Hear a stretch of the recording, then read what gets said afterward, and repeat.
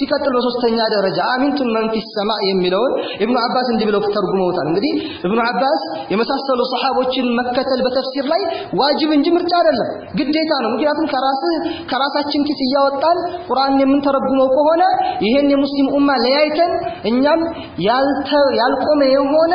ልዩነት ውስጥ ገብተን አዘቅት ውስጥ ነው የምንገባው እኛም ጠመን ሰዎች እናጠማለን በሱሐቦች አረዳድ በቀደምት ዑለሞቻችን አረዳድ ነው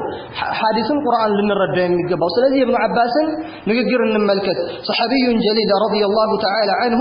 ምን ይላል አሚንቱም መን ፊ ሰማዕ ብሎ ማለት አሚንቱም አዛብ መን ፊ ሰማዕ ብሎ ማለት ነው አለ ከሰማይ በላይ ያለውን አካል ቅጣቱን ትተማመናላችሁ እንዳይመጣብንም ብላችሁ በል ቅጣቱ ይመጣባችኋል ካመጻችሁት ወሁወ አሉሳቸው ይሄ ደግሞ ከሰማይ በላይ አሉ ኢብኑ አባስ ሁወ አላሁ ተባረከ ወተዓላ አላህ ነው አሉ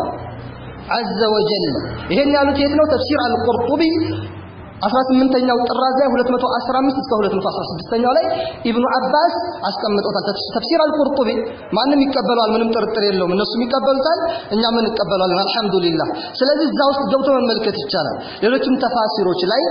ኢብኑ አባስ ለምሳሌ መሐመድ ኢብኑ ጀሪር አልጠበሪ ላይ ገብታችሁ ብትመለከቱ የኢብኑ አባስ ንግግር ያስቀምጠዋል ኢብኑ አባስ እዚህ ቦታ ላይ የተፈለገበት ከሰማይ በላይ ያለውን አትፈሩትም ሲባል አላህን ነው አለ ታዲያ ማንን ነው የሚይዘው ኢብኑ አባስን ወይስ የፈላስፋዎችን የፈለገ ሰው የፈለገው መምረጥ ይችላል فمن شاء فليؤمن ومن شاء فليكفر ነገር ግን ነገ የውመል ቂያማ ነፃ መውጣት የሚፈልግ ሰው ጀነትን የሚፈልግ ሰው ይሄው የኢብኑ አባስን ንግግር ይወሰድ ስለዚህ አሚንቱም መን ፊ ሰማዕ የሚለው በዚህ መልኩ ተርጉመውታል قال እንዲህ አሉ ኢብኑ አባስ لما كلم الله موسى አሉ ኢብኑ አባስ ተመልከቱ አላህ ሙሳን ባናገረ ጊዜ كان النداء في السماء አለ ሙሳ አላህን ሲያናግር አቅጣጫው كان النداء في السماء ከሰማይ አቅጣጫ ነበር የመጣው አለ وكان الله في السماء اللهم كسماء بلاي ነው አሉ ማናቸው ኢብኑ አባስ የት ነው የተዘገበው خلق افعال العباد የቡኻሪ ኪታብ ነው 19ኛው ፔጅ ላይ መመልከት እንችላለን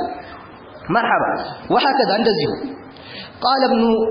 جرير الطبري ابن جرير الطبري አሁን ያወሳውትን በሙሉ አውስተውታል የሳቸውንም 12ኛው ጥራዛቸው ላይ 169ኛው ላይ ያው ጥቅሱን ወይም ደግሞ መስደሩን ምንጩን የሚጠቅሰው ግዴታዬ ስለሆነ ነው አንዳንዶቹ ቡኻሪ ዘግበውታል ካልካቸው ወይም ደግሞ ቁርጡቢ እንዲህ ብለዋል ካልካምኑም ስለዚህ እንቀጫውንና ያለበትን ቦታ እንዲያዩት መናገር ያስፈልጋል ስለዚህ እዚህ ቦታ ላይ ኢብኑ ጀሪር አልጠበሪ 12ኛው ጥራዝ 169ኛው ፔጅ ላይ አስቀምጠውታል አሁን ኢብኑ አባስን ንግግር ማለት የተናገርነው ይሄ አንዱ አላህ Subhanahu Wa Ta'ala ከሰማይ በላይ መሆኑን የምናረጋግጥበት ነው ከሰማይ በላይ ብሎ ማለት እንደተነጋገርነው ከበላያችን ማለት ነው እሱም ከአርሹ በላይ አላህ Subhanahu Wa Ta'ala ስለመሆኑ ማለት ነው ስለዚህ አይ መላእክቶች ናቸው ከተባለ